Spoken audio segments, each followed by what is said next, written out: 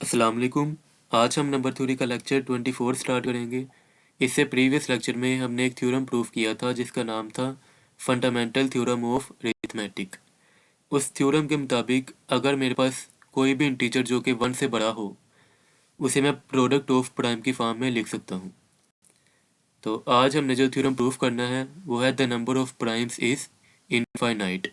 हमने शो करना है कि नंबर ऑफ प्राइम्स इनफाइनाइट होते हैं, जैसा कि हमें पता है कि नेचुरल नंबर्स अनकाउंटेबल होते हैं। तो इसी तरह हमने ये शो करना कि नंबर ऑफ प्राइम्स भी क्या होते हैं, इनफाइनाइट होते हैं। तो ये थ्योरम बेसिकली यूक्लिड्स ने प्रूव किया था। इसका दूसरा नाम यूक्लिड थ्योरम भी है।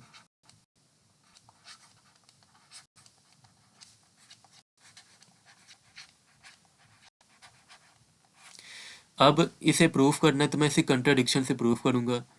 मैं सपोज कर लूंगा कि मेरे पास only finite number of primes हैं। सपोज देयर आर ओनली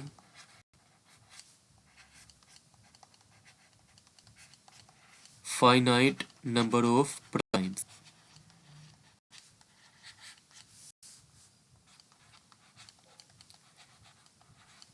उसे कोई भी नाम देता है फाइनाइट, उसकी कोई तादाद होगी, मैं कह देता हूँ कि वो तादाद कितनी है, n है, से n। अब ये जो मैंने फाइनाइट नंबर की कलेक्शन लेट की है प्राइम नंबर्स की, उसको मैं एक सेट में क्लोज कर देता हूँ। मैं सेट कोई लेट कर लेता हूँ, let s is equal to p1 p2 up to so on pn be the set of all primes। ये जो मैंने कलेक्शन लेट की थी set finite number of primes की, उसको मैंने एक सेट में क्लोज कर दिया, सेट एस में। उसको कोई नाम दे दिया p1 p2 up to so on pn तक का। अब मैं एक नंबर लेट करूंगा a, define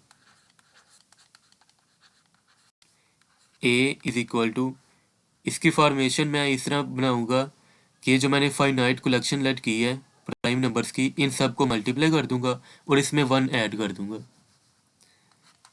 p1 multiply p2 up so on pn और इसमें 1 ऐड कर देंगे।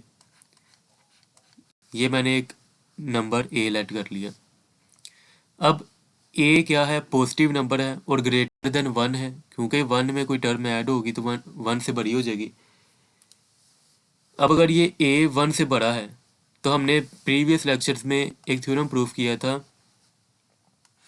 उसकी स्टेटमेंट ये थी कि any positive integer greater than 1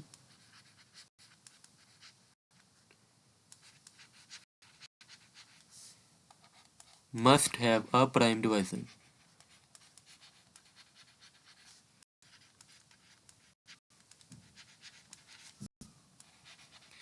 अब इस थ्योरम के मुताबिक जो मैंने a लेट किया है ये भी 1 से बड़ा है, तो इसका भी कोई प्राइम डिवाइजर होगा। तो यहाँ पे लिख लेते हैं, since a is a positive integer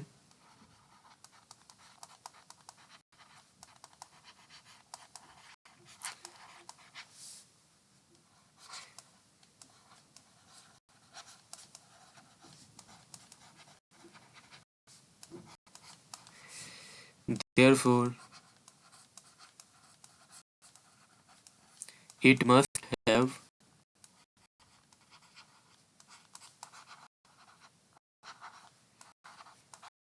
a prime divisor।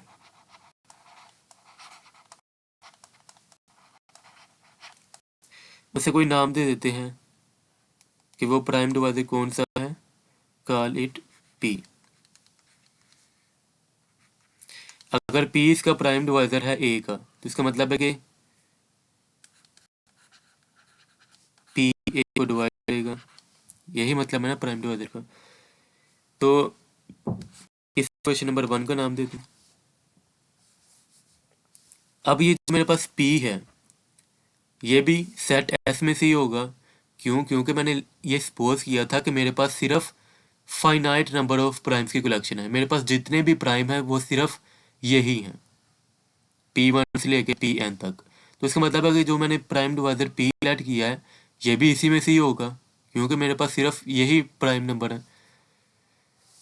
ठीक है, तो यहाँ पे लिख लेते हैं आल्सो इक्वल होगा, इन्हीं में से किसी एक टर्म के इक्वल होगा। P इक्वल होगा Pi के for some I less and equal to n and greater and equal to 1। ठीक है, अब मुझे पता चल रहा है कि P सेट S में से बिलोंग करेगा, क्योंकि P किस सेट S किसी एलिमेंट के इक्वल है, तो इसका मतलब है कि P सेट S में से बिलोंग कर रहा है। Since P belongs to S, we have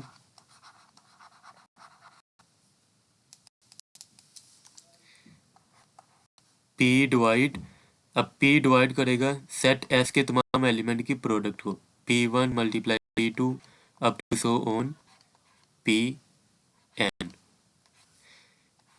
ऐसे भी अगर देखें ना, अगर मैं कोई मिसाल के तौर पे कोई फाइनाइट कलेक्शन लेट कर लूँ प्राइम नंबर्स की, 3, 5 या 2 भी कह लें, 7, इसी तरह फिर 11, ये मैंने लेट कर ली, कोई एक सेट लेट कर लिया। अगर कोई एलिमेंट इसमें से बिलोंग कर रहा है, मिसाल के तौर पे 5 है, तो 5 डिवाइड करेगा इन तमाम नंबर्स की प्रोडक्ट को, 2 मल्टीप्लाई 3 मल्टीप्लाई 5 मल्टीप्लाई 7 मल्टीप्लाई 11। तो 5 क्लियरली इस टर्म को डिवाइड कर रहा है, क्योंकि 5 5 को डिवाइड करता है, तो ये डिविजिबल है इनकी प्रोडक्ट है। इसी तरह P अगर इस सेट S में से बिलोंग कर रहा है, तो इसका मतलब है कि P डिवाइड करेगा इन तमाम एलिमेंट की प्रोडक्ट को।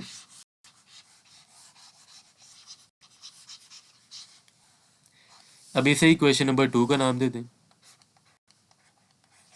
अब हमने एक और थ्योरम प्रूफ किया था कि अगर एक नंबर दो डिफरेंट नंबर को डिवाइड करता हो तो फिर वो नंबर उन दो नंबर्स की हर लीनियर कॉम्बिनेशन को भी डिवाइड करेगा। तो थ्योरम जो हमने प्रूफ किया था उसकी एक बार स्टेटमेंट ये थी, if P divide A and P divide B, अगर P इन दोनों नंबर्स को डिवाइड कर रहा है तो फिर P इन दोनों के लीनियर कॉम्बिनेशन को भी डिवाइड करेगा, AX प्लस BY को भी डिवाइड करेगा। अब इक्वेशन 1 और इक्वेशन 2 को अगर देखें, P A को भी डिवाइड कर रहा है और P इस टर्म को भी डिवाइड कर रहा है, तो इसका मतलब है कि P इन दोनों के लीनियर कॉम्बिनेशन को भी डिवाइड करेगा। ठीक है, फ्रॉम 1 to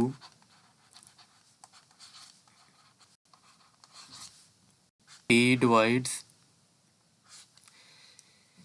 अच्छा अब इसको मैंने सेलेक्ट कैसे करना है, P डिवाइड A को मैं 1 से मल्टीप्लाई कर देता हूँ और इसे इस टर्म को -1 से मल्टीप्लाई कर देता हूँ, minus P1 P2 up to so on Pn, which implies that P divide A minus P1 P2 up to so on Pn।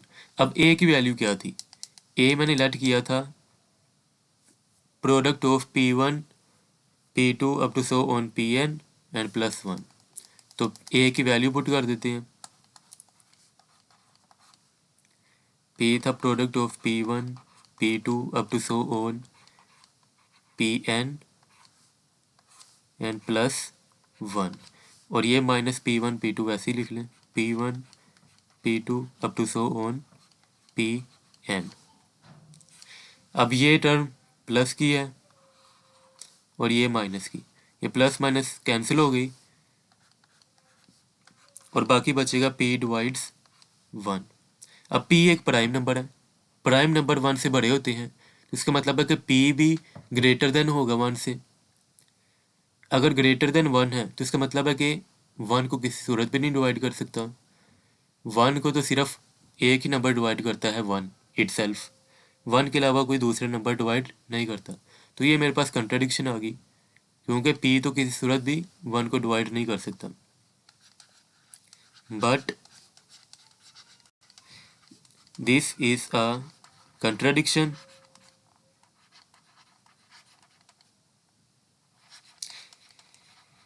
hence our supposition is wrong.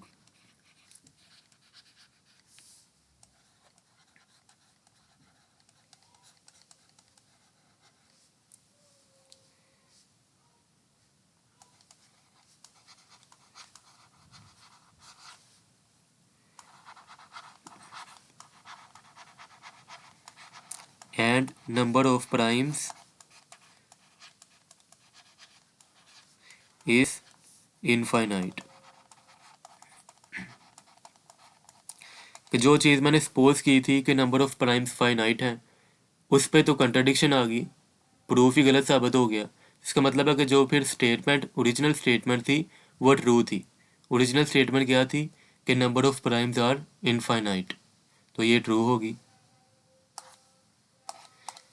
This completes a proof.